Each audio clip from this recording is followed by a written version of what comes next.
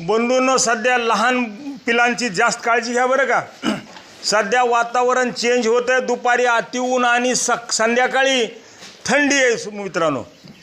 तर त्याकरता काय करा, त्या थंडीपासून लहान पिल्लांच्या नाकाला पाणी यायला सुरुवात आहे बघा.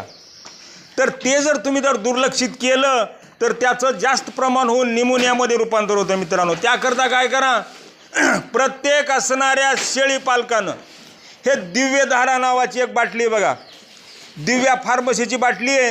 हे नाकाला जर थोडं उगं त्याच्या पुसलं तरी 100% इलाज होतं आहे.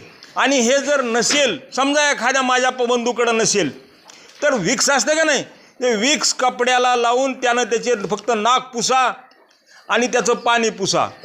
त्याच्यापासून ह्या होणाऱ्या सर्दीपासून ह्याची 100% सुटका होईल बंधूंनो. कारण हेच आपलं प्रॉफिट आहे. त्याकरिता ह्याच्याकडं कदापि हे दुर्लक्ष करू नका. हे